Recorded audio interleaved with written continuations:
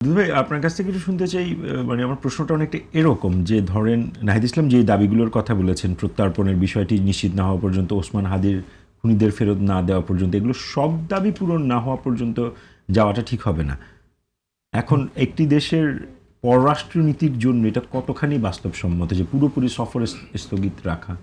এটা নাহিদ ইসলাম সাহেবের অবস্থান থেকে নাহিদ ইসলাম সাহেব ঠিক বলেছেন, কিন্তু সরকারি অবস্থান থেকে নাহিদ ইসলাম তো সরকারি অবস্থান থেকে বলেননি, তিনি বিরোধী দলের চিফ হুইপ হিসাবে বা হুইপ হিসাবে এটা বক্তব্যটা দিয়েছেন।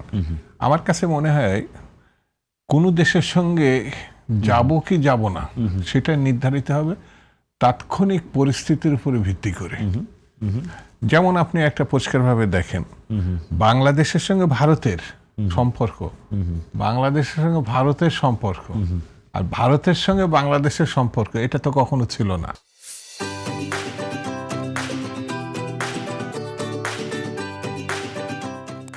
এখন এটা নির্ধারণ হতে যাচ্ছে।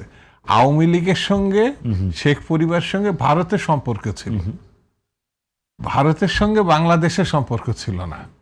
এটা মানে জনগণের থেকে জনগণের সম্পর্ক হয়েছে, দেশ টু দেশের তারা কিন্তু সম্পর্ক করছে শেখ হাসিনা এবং আওয়ামী লীগের সঙ্গে। ক্রাইসিসটা কিন্তু এই জায়গাটায় আওয়ামী লীগ যাই করেছে সেটা কর্তৃত্ববাদী শাসন, ভুয়া নির্বাচন, তামাশার নির্বাচন, খুন জুলুম, তারপরে মামলা হামলা সবগুলো কিন্তু ভারত অনুমোদন করছে, সমর্থন দিয়েছে।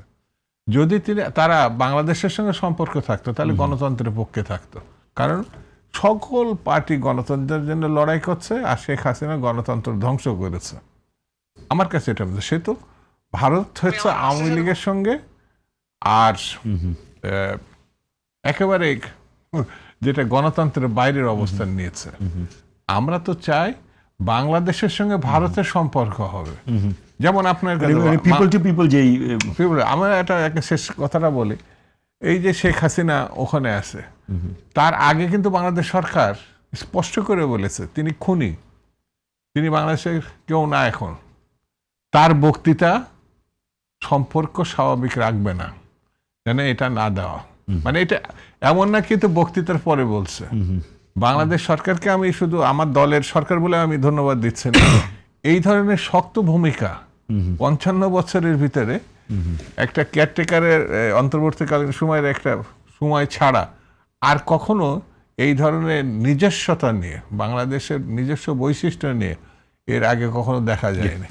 সেই জন্য আমার কাছে মনে হয়েছে ভারতের সঙ্গে কেন, যে কোনো দেশের সঙ্গে বন্ধুত্ব হবে সেটি হচ্ছে সম্মানজনক হতে হবে, সমমর্যাদার ভিত্তিতে হবে। ভাই মানে এই বাংলাদেশের মানুষের এই মনোভাব কি সরকার আসলে শেষ পর্যন্ত উপস্থাপন করে তার দাবিটা আদায় করতে পারবে কিনা, এক মিনিট একটু শুনতে চাই। আমি এটা সবসময় বলি যে বিএনপি যে স্টেপগুলো নিয়েছে, অর্থাৎ এটা যেটা দুদু ভাই একটু করে বলেছেন যে এটা কিন্তু স্টার্ট করেছে আমাদের ইন্টারিম গভর্নমেন্ট। আপনার মনে আছে যে মানে তাদের হাইকমিশনকে ডেকেছিল ভারতের উস্কানির বিভিন্ন পরিস্থিতিতে। বিএনপি এখন পর্যন্ত সেটা ফলো করে যাচ্ছে। এই জন্য আমি মনে করি যে এটার ব্যাপারে আমাদের সর্বাত্মক সাপোর্ট থাকবে। আমরা ভারতের বিরোধী না, আমরা ভারতের আগ্রাসী নীতির বিরোধী। ভারতের জনগণের সাথে আমাদের শত্রুতা নাই। ভারতের যেই রাষ্ট্র, যেই আপনার কূটনীতি আমাদের দেশকে অপমান করে, আমাদের মানুষকে গণনা করে, হাসিনাকে সে মনে করে যে বাংলাদেশ, এটার বিরোধী আমরা। সুতরাং আমি মনে করি, আমি যেটা ভয় পাই মানে বিএনপি দলের মধ্যে একটা অংশ আছে যারা সব সময় বিএনপি নেতাদেরকে ভয় দেখায় যে ভারতের সাথে যদি আমরা একটু হুজুর হুজুর করে না চলি আমাদের উপায় নাই। ভাই হুজুর হুজুর কারোর সাথে করবো না আমরা, যে আমেরিকার সাথেও করবো না, চায়নার সাথে করবো না, সমমর্যাদার স্বার্থের জায়গা থেকে আমি কথা বলবো।